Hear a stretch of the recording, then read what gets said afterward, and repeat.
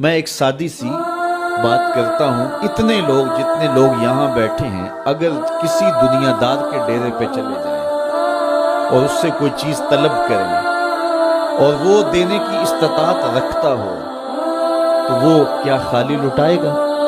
وہ کہے گا اتنے لوگ آگے ہو تو ڈیرہ داری کی شان کے خلاف ہے کہ میں ان کو خالی لٹاؤں۔ تو جب یہ دنیا دار خالی نہیں لٹاتا تو رب کیسے خالی لٹائے؟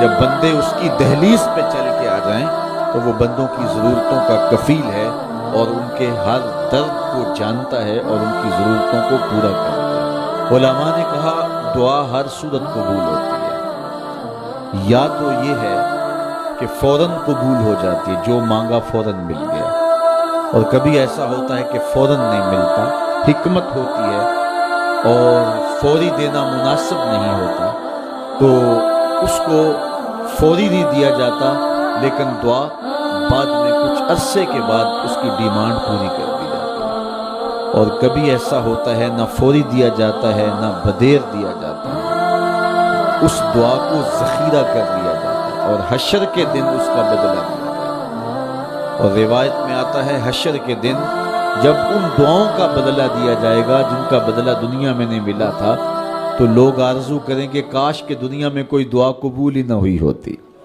سارے صلے آخرت میں ملتے۔ اللہ اکبر۔ کبھی ایسا ہوتا ہے جو مانگا جاتا ہے وہ نہیں دیا جاتا، اس کے بدلے میں کچھ اور چیز دے دی جاتی ہے جو اس کی ضرورت ہوتی ہے اور جو اس کے لیے مناسب ہوتی ہے۔ وہ کچھ اور مانگ رہا ہوتا ہے لیکن اللہ اپنی حکمت کے تحت اسے کچھ اور عطا کر دیتا ہے۔ بہر صورت دعا قبول ہوتی ہے اور بندوں کے اٹھے ہوئے ہاتھ اللہ پسند کرتا ہے۔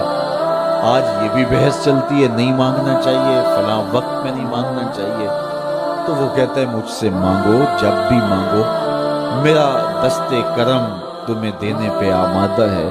اور اگر کوئی نہیں مانگتا فما کل ما یابو بکم ربی لولا دعاؤکم، اے محبوب فرما دو اگر یہ نہیں مانگیں گے تو اللہ بھی پرواہ نہیں کرے گا۔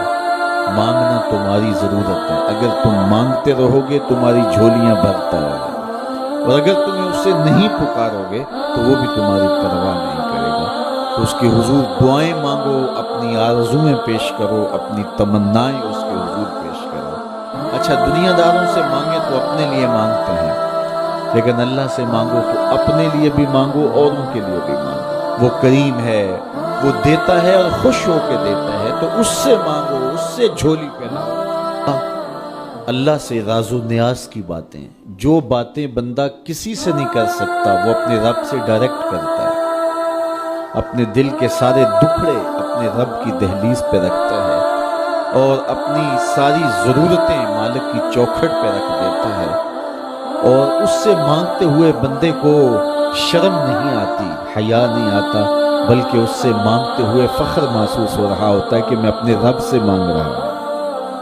کسی اور سے مانگیں تو جھجک لگتی ہے، لیکن مالک سے مانگیں تو اپنائیت کا احساس ہوتا ہے کہ میں اس سے مانگ رہا ہوں، اس لیے کہ وہ ہمارا رب لگتا ہے، ہمارا اس سے ربط کتنا گہرا ہے۔ مسجد نبوی کا ایک کونا تھا اور ایک بندہ وہاں بیٹھ کے دعا مانگ رہا تھا۔ اس کے دعا کے لفظوں پہ غور کیجئے، اے اللہ میں تجھ سے اس لیے مانگتا ہوں کہ تو میرا اللہ ہے، تیرے علاوہ میرا ہے بھی تو کوئی نہیں۔